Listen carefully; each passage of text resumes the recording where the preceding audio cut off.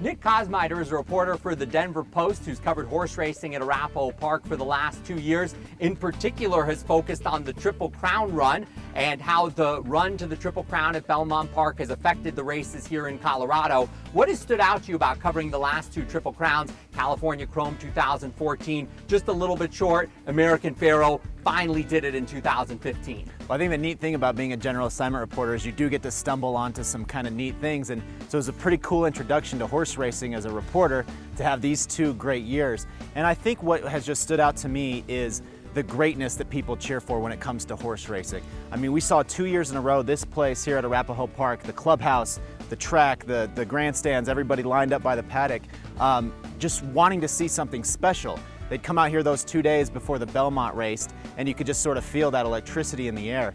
We got that 2 years in a row, as you said. California Chrome came up a little bit short, but just the sheer kind of fan volume was something that I've taken away the 2 years. And then obviously a few weeks ago when American Pharoah completed the Triple Crown, it was just pretty remarkable how much people cared about it. It was like you feel that passion. It was almost of a bygone era that people really just cheered, all pulling on the same rope for something great. That's what has stood out to me the last 2 years covering the Triple Crown. And you're also a sports historian, so familiar with the previous Triple Crown, Secretariat, Affirmed, and then 37 years later with American Pharoah in 2015.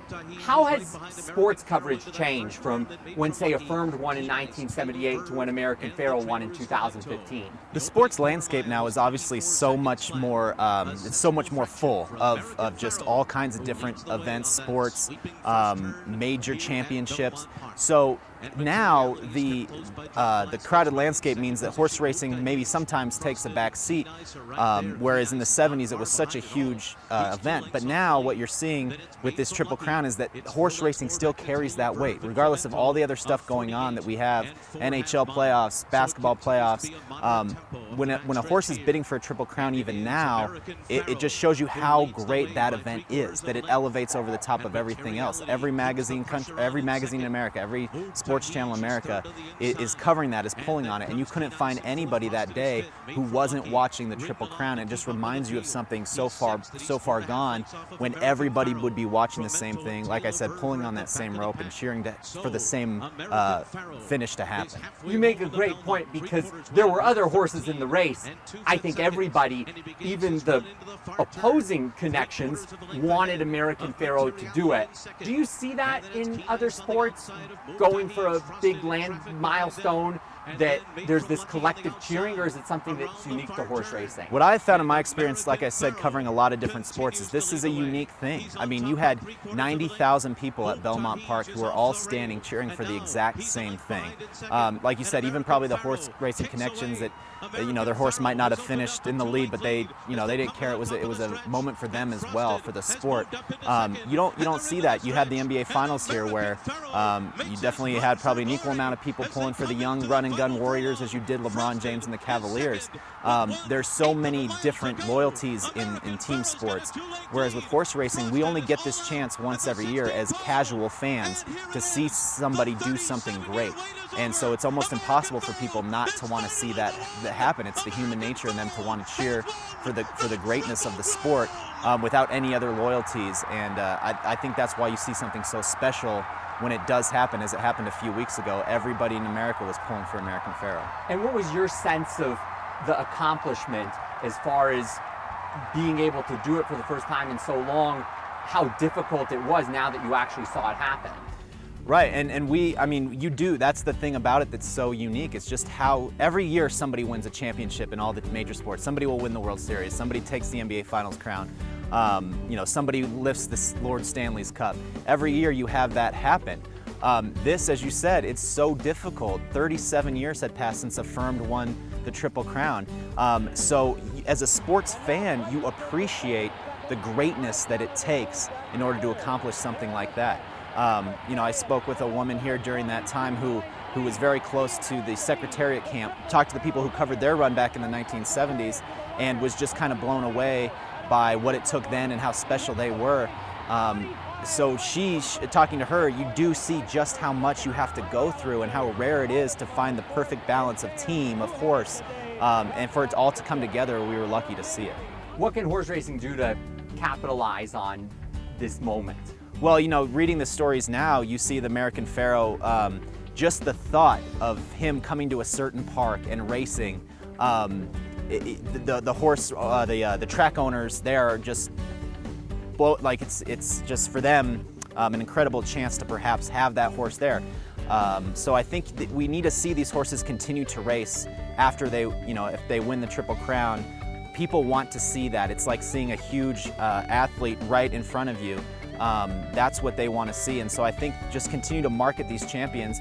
Obviously, they're not going to run forever. That's not the nature of the sport, but you know, to just continue to get that horse out in front of people, no matter what the race is, people will tune in to watch. What I liked is, sort of picking up on what you said, the connections of American Pharoah realized how important it was, and that it wasn't just about them, it wasn't just about their horse, it was about the entire sport. So tremendous moves by the trainer Bob Baffert to donate his earnings from the Belmont to charity. Victor Espinoza, the jockey, did the same thing. The responsibility that the people of American Pharoah have to the entire sport.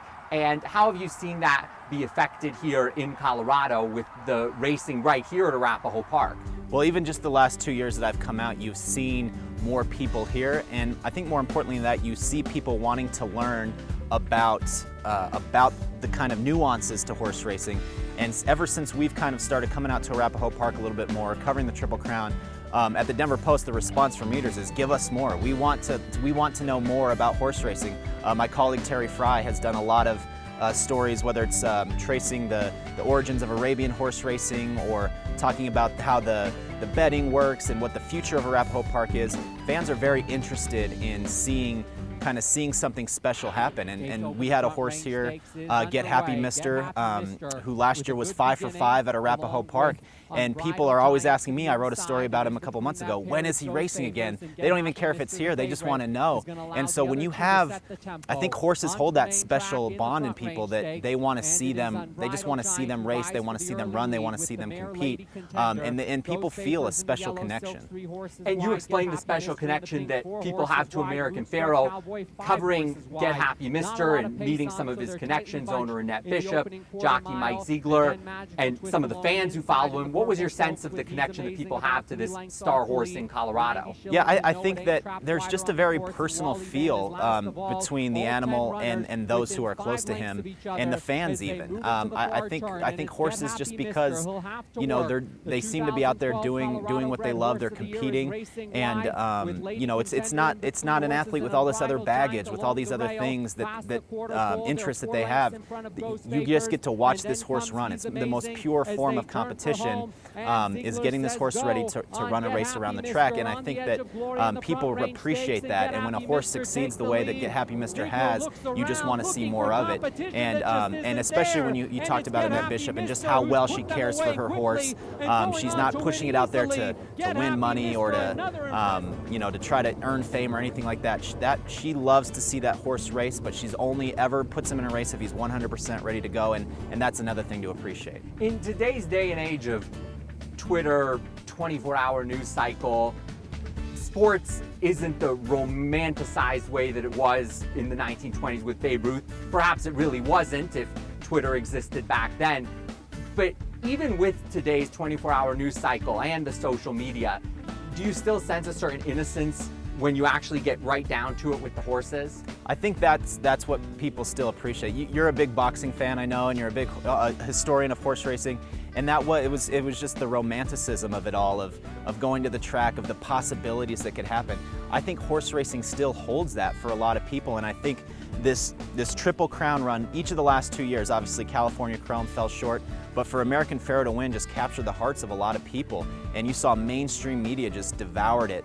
And because it was that special combination of trainer, of fans, of horse that people don't get to see very often.